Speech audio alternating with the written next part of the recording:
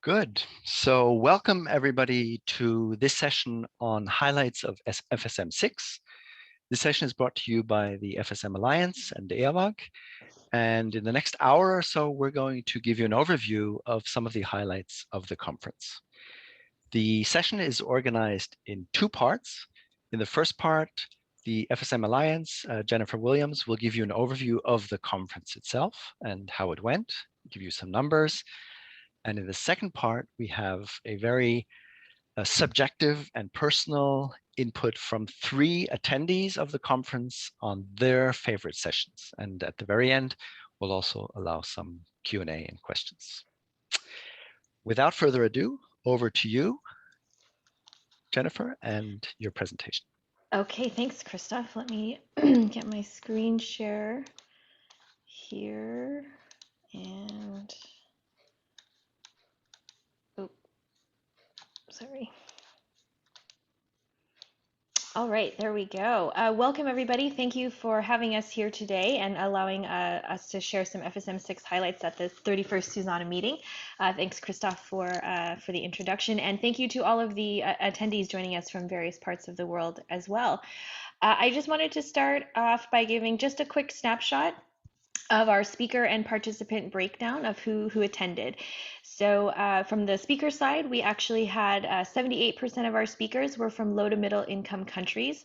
80% of the abstracts were also from LMICs.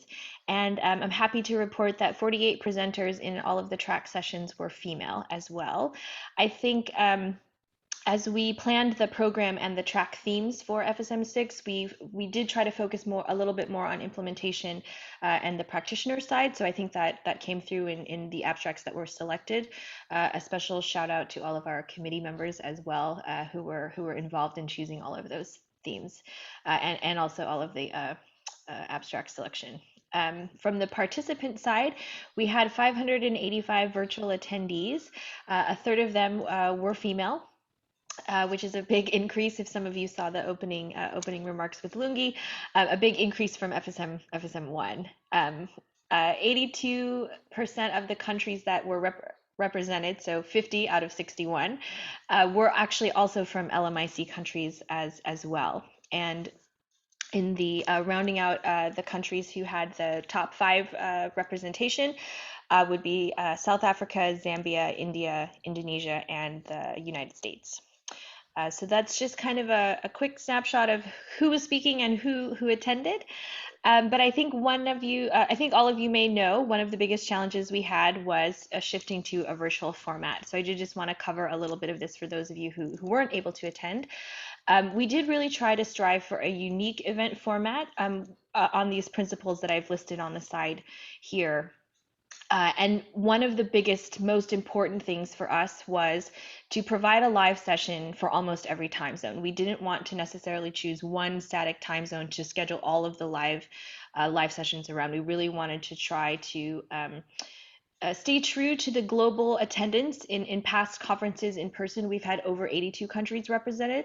So we wanted to try to maintain that the best that we could without having people awake at crazy times. We also wanted to give people flexibility on when they could watch sessions. We needed to convert the emptying challenge to a virtual challenge as well as the exhibition. We still wanted to provide opportunities for discussion, and we also wanted to create a virtual platform that would work in low bandwidth settings. That was also really important, knowing bandwidth is an issue, honestly, no matter what country you come from these days, as we've all experienced recently. So those were some of the guiding principles and thoughts on creating this format. I would say that we were fairly successful. We did strike a balance, which you can see in the chart here. So we did have roughly 20% pre-recorded, 20% live, actually 26% recorded, 21% live. We did have 22% being discussion forums themselves. And then for the World Emptying Challenge, which I'll get into a little bit later, we actually created a YouTube playlist that was available to the public to vote on. So we tried to give a mix of pre-recorded and live and opportunities to connect in the best way that we could. And I do feel like we strove a good balance there. And also some of the feedback that we've received on the survey as well. So this is just to give you a quick idea of all of the different types of sessions that we had. We did have 56 total sessions. So you can kind of see the spread here with the 6 general sessions, that being the opening and closing ceremonies, the plenaries, and then a country case study session. The discussion forums that I mentioned, we did have 9 abstract track sessions and then 6 Indonesia themed sessions as well, and then 17 live, which brought us to the 56, spread over about 4 days. Um, So from all of these sessions, we've also been working on producing some reports coming out of the conference. So we did have a whole host of rapporteurs who attended and watched many of the sessions. And so just to give you a little bit of an upcoming teaser, we will be launching the short report later this month. So these were the 5 big themes from the conference that we have here on the screen. And I just included some of the quotes that will also be featured in the report on each of the themes. But the first and biggest being a strong call for more diversity in the FSM sector. The second, really focusing a lot of importance on co-treatment, which I think also opened up an interesting discussion on what do we do with the trash? Because we know that is a big component in pit emptying. And so that's probably a discussion that we'll be continuing further on and maybe thinking about for FSM 7. The need for standards and regulatory frameworks. We still haven't cracked the financing puzzle yet. So there's still a big need for unique financing and affordable systems. And what does that mean in terms of subsidies and tariffs? And then lastly, of course, something that I think that we all know in practice is building effective partnerships. So these were the big 5 themes from all of the 56 sessions that we had over those 4 days. You'll see more of this detail again in the short report, which is coming. It wasn't ready, unfortunately, for today. But as I mentioned, one of the most important activities that has come from the FSM conferences has been the emptying challenge. So it started actually in 2017 at FSM 4, which was our first trial, and then we were able to replicate it again at FSM 5 in Cape Town. We also did a smaller one in Zambia, which some of the folks on this call were quite active in planning. And then the final in-person one was actually at the AFO Congress in February of 2020.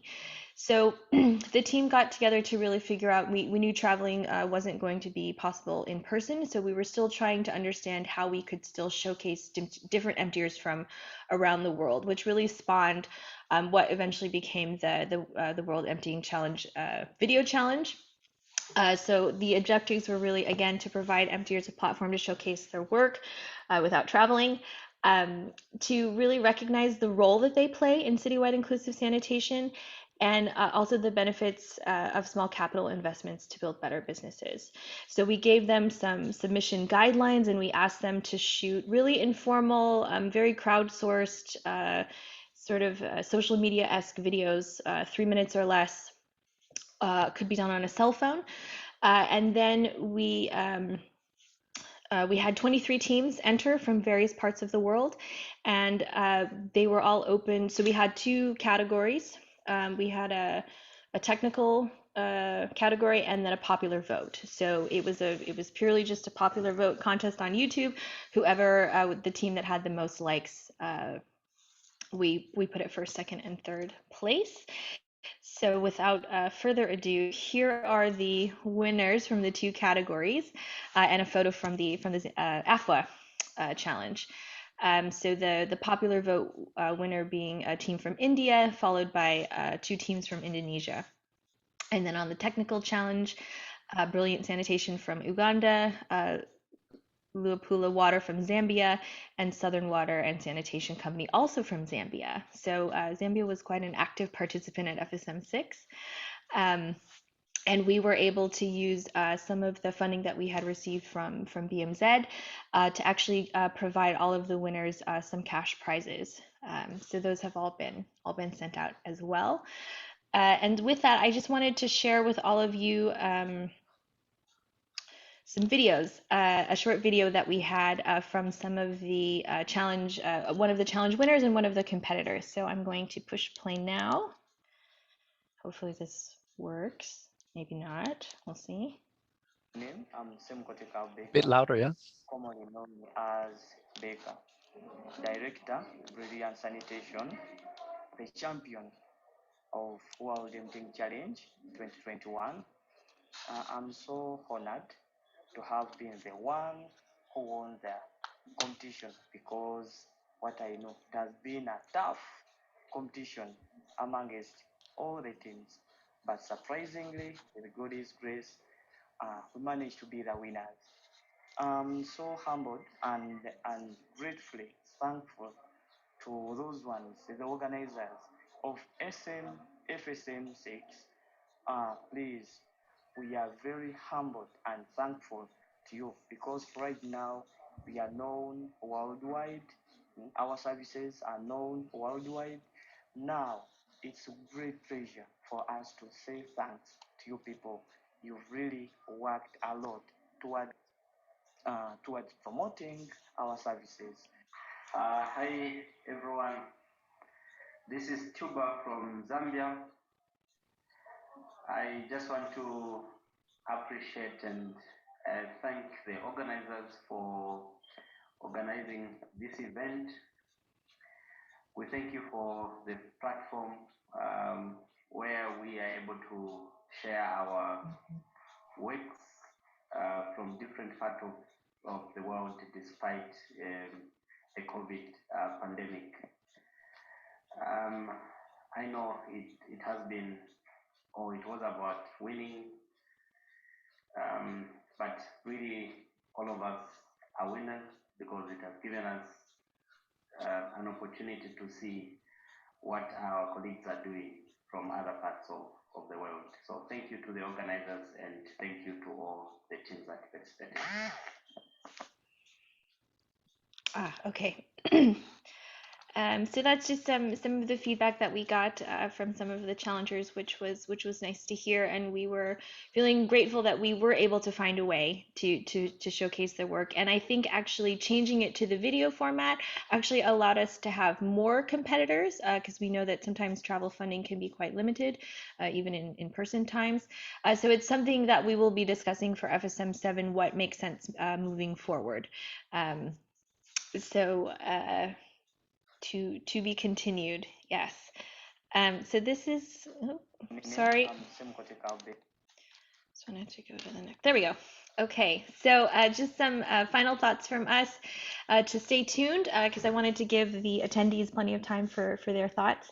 The highlights report, as I mentioned, will be published later this month, and believe it or not, a save the date for FSM 7 will be returning to our February 2023 time frame. And it will be Africa focused this cycle, as we just finished focusing on Indonesia. To be determined what if we're virtual or hybrid. So more to come on that. So please stay tuned. And with that, Christoph, I hand it over to you. Thanks a lot, Jennifer. I think we have room for 1 or 2 questions. There is one question that already was posted. Do you know the number of attendees coming from Francophone countries? I don't know that off the top of my head, unfortunately. I can, but we can share it and maybe make a post on it. Yeah. Okay, that would be good. Maybe a question from my side. How do you explain the high number of attendees from Zambia? Why is FSM trending there? You know, I'm not sure. I know there's a lot of active projects there. I think actually GIZ has a fairly big project in Zambia, and quite a lot of activities. It seems to be a place where, yeah, FSM has just really taken hold in the last few years. I think even showing with the event that happened, I think that was fall of 2019 actually, when we did the emptying challenge there as well. So it sparked interest. yeah, sparked interest, I guess. So okay, great. Yeah. Could you unshare your slide? Yes, I can. Is there anybody else who would like to still ask a question to Jennifer? Just unmute and ask.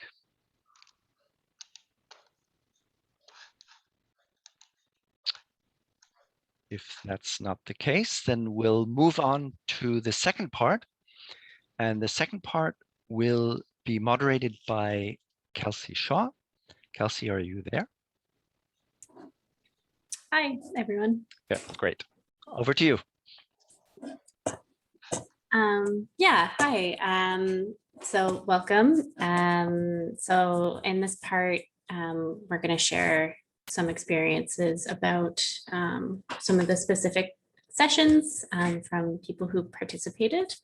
And so without further ado, we'll hand it over to our first presenter. Oh, sorry.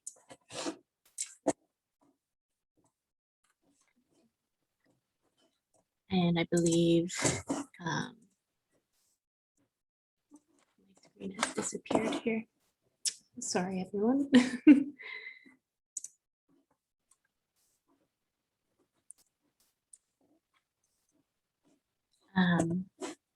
So Anjali, I believe that is yourself if you wanted to share your screen and your slides. Yes. It's visible? I don't see anything on my end here. No, you have to do share Okay, I have screen. to share. Yeah, Yeah. sorry. Yeah, there we go. Yeah. There, perfect. Okay. Yeah. Thank you, Kelsey. Greetings to all present here in this session. I'll share some highlights of topics that were discussed in the 3 days of sessions on track 3 on the roles of sanitation and FSM actors. So day 1 session focused on best practices for delivering effective partnership for viable business models. Experience from Senegal on a multi-sectoral approach to ensuring sanitation as a utility service showed how advocacy helped bring key stakeholders together and in building partnership. The presentation highlighted how institutional frameworks played an important role to set roles for each actors and to foster partnerships for greater impacts. A case study from Tamil Nadu highlighted that roles and responsibilities of public and private sector actors would differ based on the sanitation service models adopted at scale. Key barriers to strengthening institutional framework were identified to be the lack of human and financial resources on the public sector side and the likely distrust at the public-private interface. So day 2 focused on formalizing the informal and creating opportunities for improved service delivery. In Lusaka, an FSM business approach was developed where the informal pit emptying market was undercut by fixing the pit emptying price at below cost and providing a top-up when the waste was delivered to the treatment facility. Key lessons were to design subsidies to address markets' specific opportunities and failures and not to copy-paste solutions from elsewhere, and to engage existing private sectors for service delivery, relieving utilities from delivering all services themselves. Similarly, case from 2 cities in Maharashtra, India, presented on an inclusive business model for FSM, where performance-linked annuity model for scheduled dislodging was implemented. A sanitation or property tax from all properties with septic tanks proved to be an equitable and dedicated revenue source for the local government. In both these projects, ASCRAW mechanism was operationalized. So this, the USAID's Uganda Sanitation for Health Activity Project focused on financial viability of FSM entrepreneur in Uganda.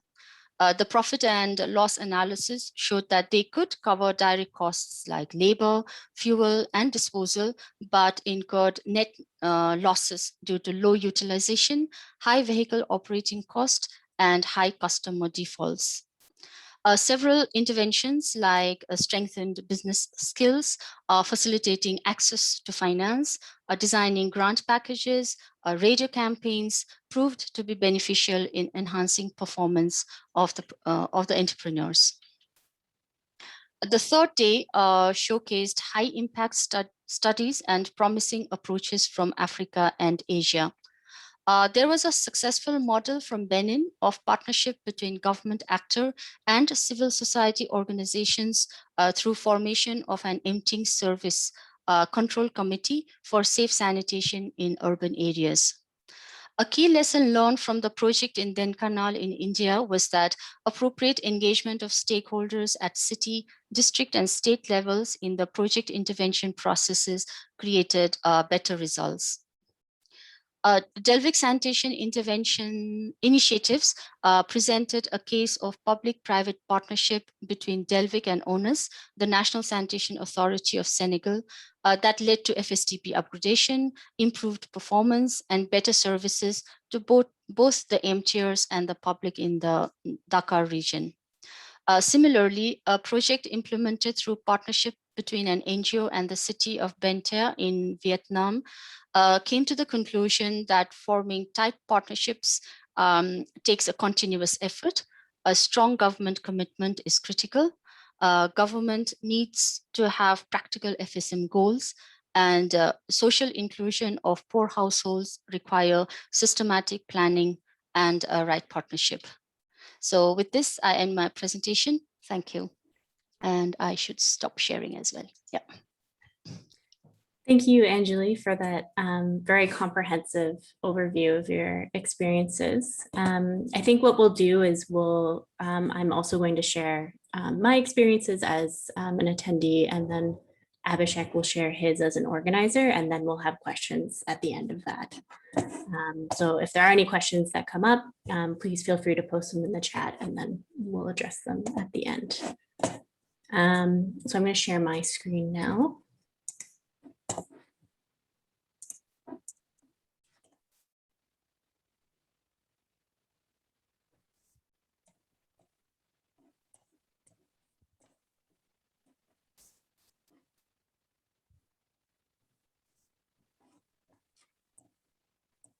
Perfect. So again, just adding to what Anjali was talking about, I'm going to be sharing some of the experiences that myself and some of my colleagues had attending the conference this year in June, with some of the highlights. So some session-specific experiences. Firstly, for the opening ceremony. Again, I would just like to caveat that not all sessions were attended, but some of our key takeaways are summarized here. So for the opening ceremony, it really set the right tone, we thought, for the conference. It was very uplifting and included useful expectations for what to expect from an online conference, something that I think was quite new to all of us in the last year or so. The fecal sludge management hero section was a really great way to honor the people in the sector who really made a difference.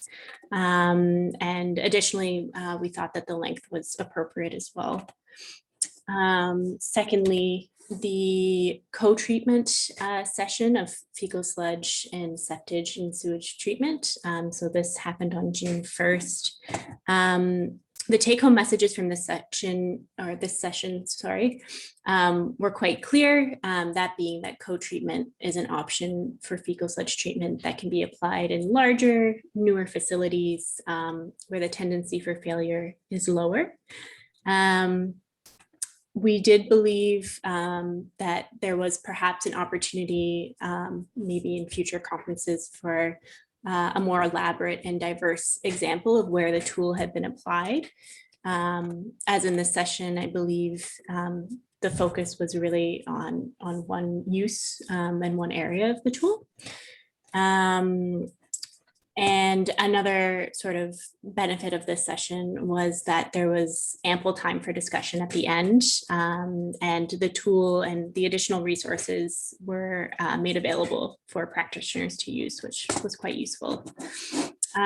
Finally, one last session that we wanted to highlight was the Women in WASH session, which happened on June 3rd. So overall, really great facilitation and something to note is that it was really encouraging to see also a lot of men participating in this session, which I think typically in the past maybe is not seen quite as often. So that was quite encouraging and positive. And then some just overall take-home messages was in general, the online format was executed very well. We think the organizers did a great job to format this in the best that they could, given the restrictive circumstances. And additionally, it was very encouraging to see how the conference and the participation in all aspects of the conference has grown since its beginning. And maybe some future opportunities for the fecal sludge management number 7 would be if there is a hybrid format, just really focusing on those sort of missed networking opportunities that you can only get in an in-person conference. And then again, maybe just opportunities for increased diversity in case study examples. And so with that, I will stop sharing my screen and hand it over to Abhishek for his experiences. Thank you. So I hope you can see my screen. Perfect. So thanks a lot, Kelsey. So I'm going to share my experiences from the point of view of an organizer of a spotlight session. So we're going to talk about the CWISE spotlight session, citywide inclusive sanitation session that happened in FSM 6. I think it was the only one which focused on CWISE. And of course, FSM is part of CWISE, and there were many other aspects of this, for example, gender equity and co-treatment and other stuff, which all come under the umbrella, which was spoken in great detail. So in terms of the session stats, this was a workshop kind of a session where we wanted to have not just presentations, but real involvement of the participants. So 90 minutes was adequate time for this. It was a live session. There was no pre-recorded material. We had 60 participants who stayed the whole length of the session, whereas about 95 was the highest number that we clocked during the 90 minutes that we had. And this was organized by Eawag and ISF, University of Technology, Sydney. So it was an interesting partnership there. What happened in the session is we gave a very short input on what CWISE is and its principles, and spent a lot of time going into depth of 2 case studies. So participants could choose one of the 2 case studies and spend about 45 to 50 minutes really getting into the crux of each of these case studies. So the Asia case was on Kushtia in Bangladesh, presented by SNB and the local municipality, whereas the Africa case was presented by the World Bank and the water utility of Lusaka. And of course, then we came back, we had some interesting discussions in the plenary as well. So the session again was aimed at maximizing interaction rather than just a one-way input.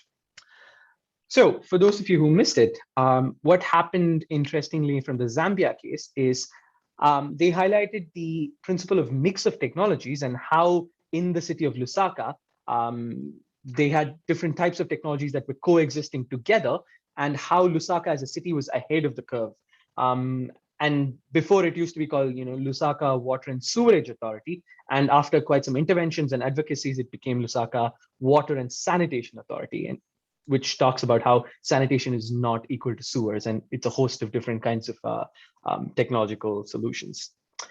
But that doesn't mean CWISE or sanitation is equal to FSM, right? It's one part of the solution. And this was really highlighted in the Zambia case, where the interventions were both on extending the sewerage network, last mile connectivity, but also trying to have more human-centered, service-based approach on-site sanitation.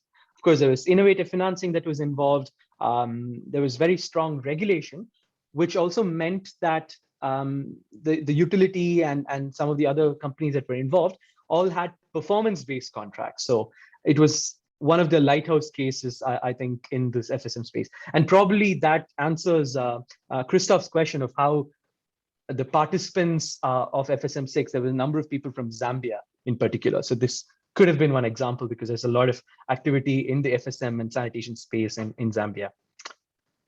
And then when we moved to the Bangladesh case in Kushtia, the focus was more on the regulations and enforcement mechanism. It spoke about how historically there are several legal instruments that were used, be it the sanitation laws, the policies, and strategies. And it came down from a national to a state to a city level regulation. For example, the FSM regulation was introduced in 2017, then which was also a national level, but then it went down to the Kushtia city bylaws and the Operation OHS safety guidelines, which gave very clear instructions to the municipality. So Bangladesh highlighted how, with the right incentives and the right carrot and stick, they were able to progress in their sanitation agenda. So those are some of the key results that came out from the 2 case studies. But if we go on to, like I explained, there was already a sort of a CY, what is CY's component, and then operationalizing some of the principles in these 2 cases.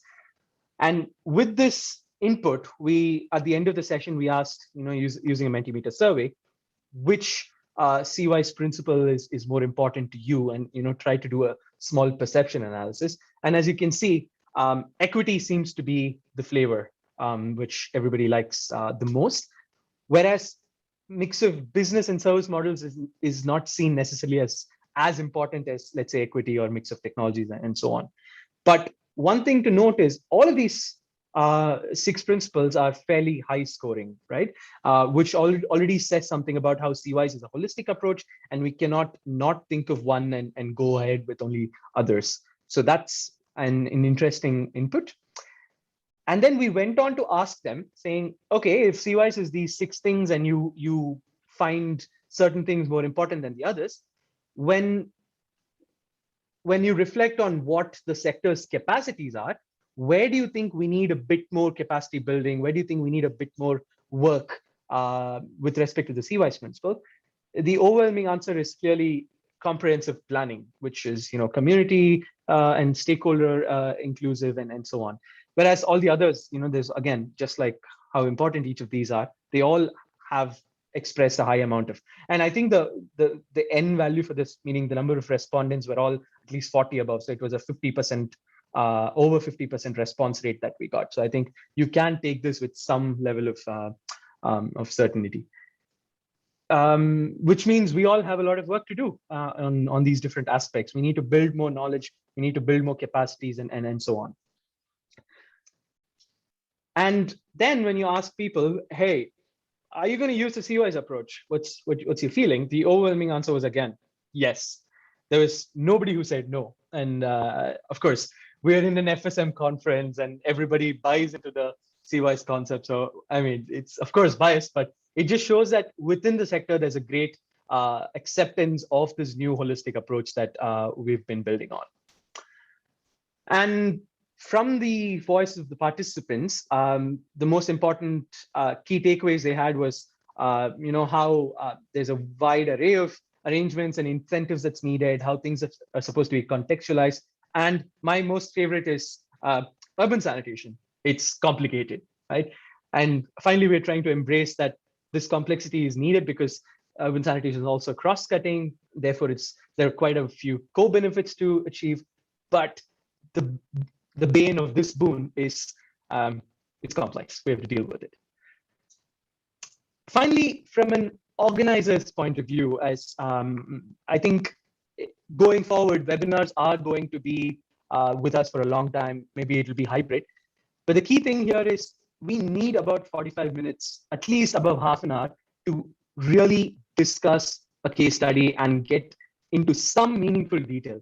These espresso breakout groups and case studies, they don't work.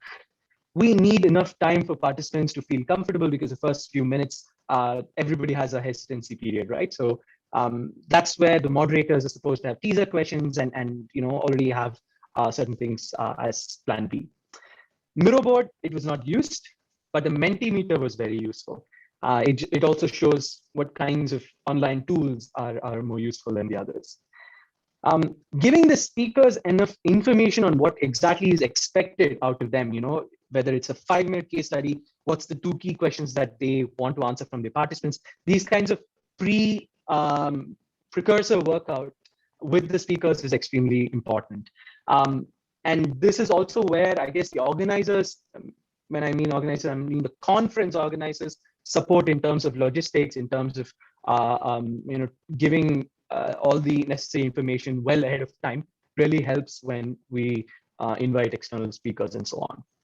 At the same time, participants also need enough space. If you just keep talking about stuff for a long period of time and not allow participants to really express what they think, because these conferences are not generic, right? They're subject specific. So even right now, as I'm talking, which I think I'm talking a lot, you're all experts. So you all already have enough reflections on your mind. And that's where maybe the chat function and having a separate space for question and answer, those kinds of things really help.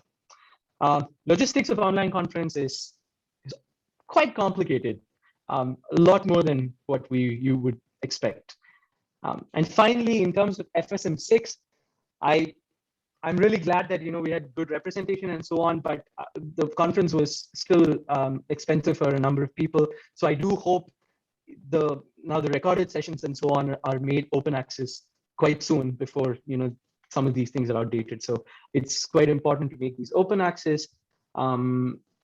And my finishing slide is, in case you missed the CY session in FSM 6, there's one happening next Friday at the Stockholm Water Week, and that is open access. So you're most welcome to attend this and catch up on all stuff that is CYs. Thank you so much. Thank you. Thank you, Abhishek. That was great. So I just want to open the floor for some questions now from these experiences. And I see we do have a question in the chat from Vicky, which I think came from your presentation, Abhishek, on what does human-centered design and on-site sanitation mean? Okay, now I have to brush up on my memory. This was the Lusaka case study.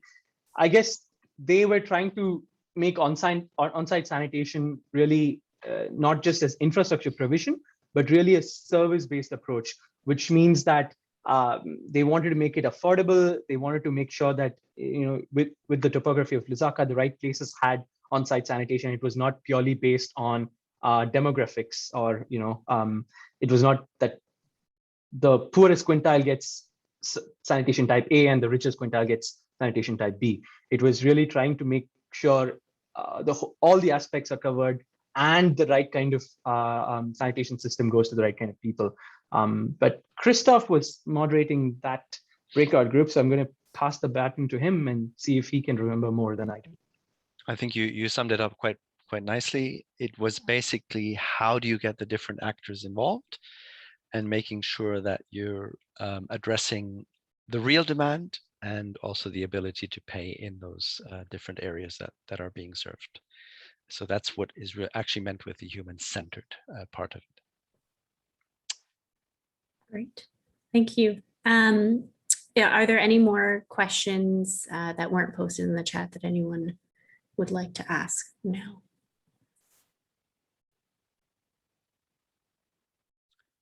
I have a question to Jennifer.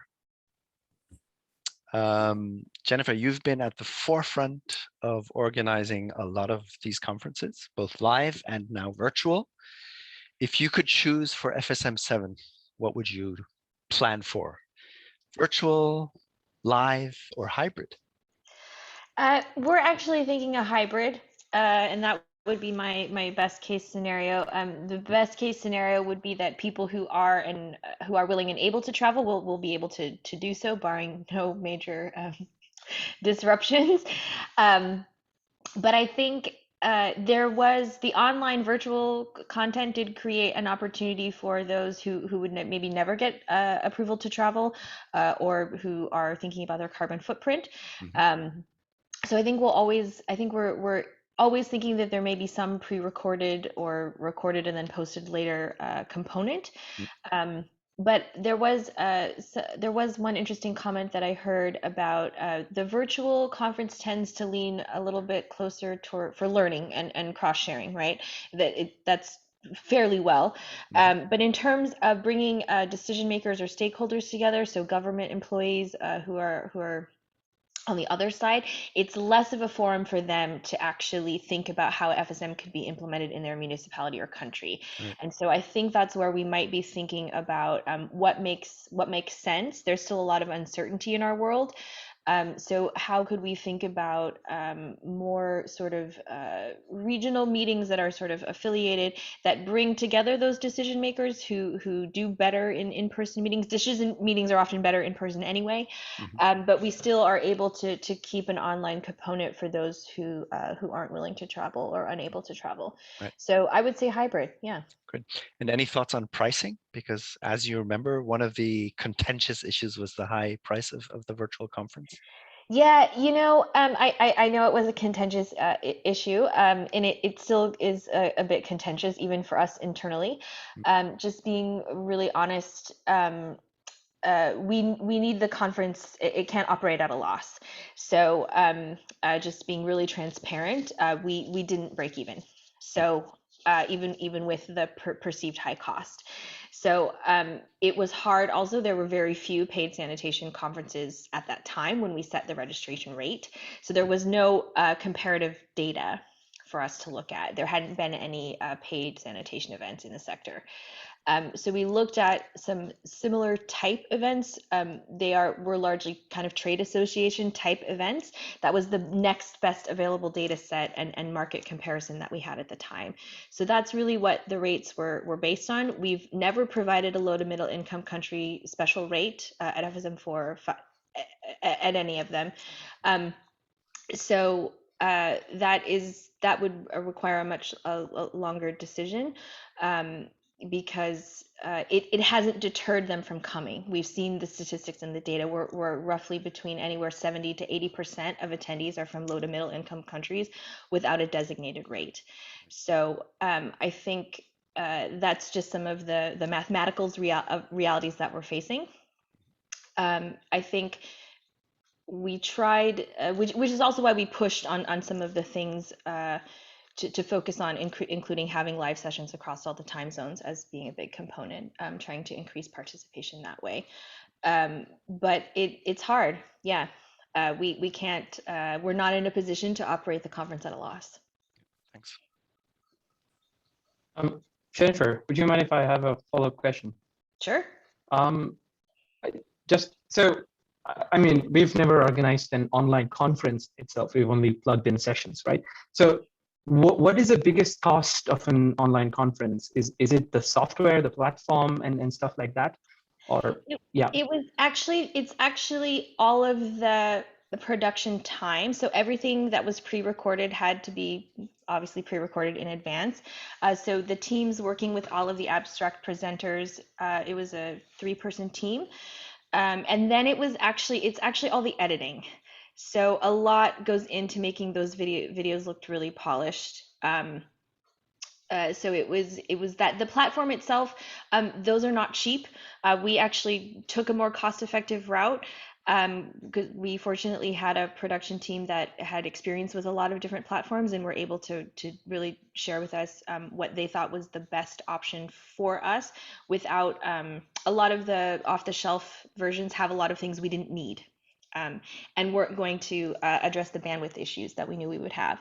So yeah, it also, I think I can't really underscore more the amount of time that it takes to manage all of this digital content. So it's not just the creation of it, it was then the editing of it, and then also just managing it in general. That was probably the biggest piece. Yeah.